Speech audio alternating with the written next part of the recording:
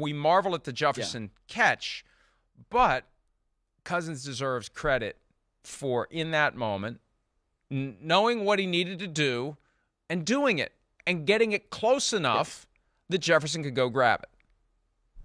Yes, yeah. I mean, it's one of those situations now where you're seeing Kirk Cousins elevate his play to the point where you can say he's a real big part of the reason why they're winning games, right? And I think that we have to consider the Vikings with the big boys now, although we weren't trying to before, based on, even though they had that one loss, it's like, oh, well, who are they playing? They're playing this team, they're playing that team. I don't know.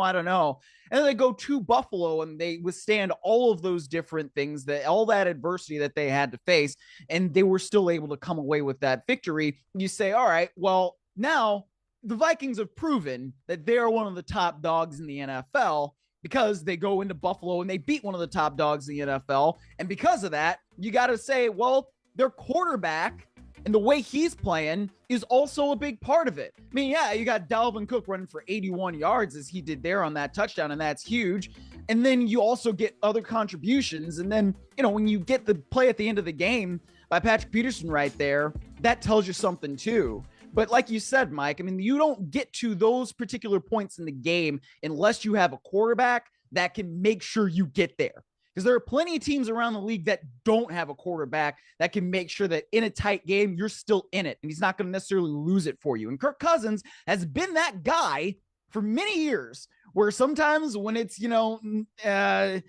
tight time, I don't know if the things that I can and can't say on the air right now that I really want to say, but when it's like that time where you're like, you really got to have it. He didn't always do it.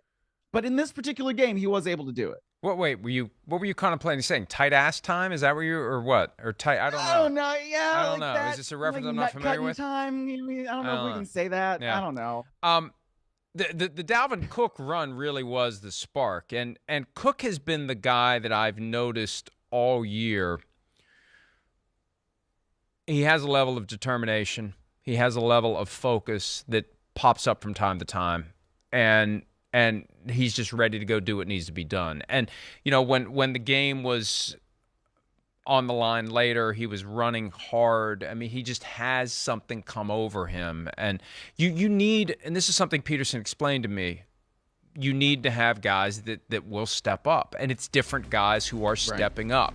Whether it is this 81-yard touchdown run that made 27-10, 27-17, and was kind of just like a glimmer, or at least a little bit of an eyebrow raise, like, but I didn't really I didn't expect it in Buffalo, and the Bills drive right down the field. And my point was, it doesn't matter, because until you can stop them, it doesn't matter if you can score.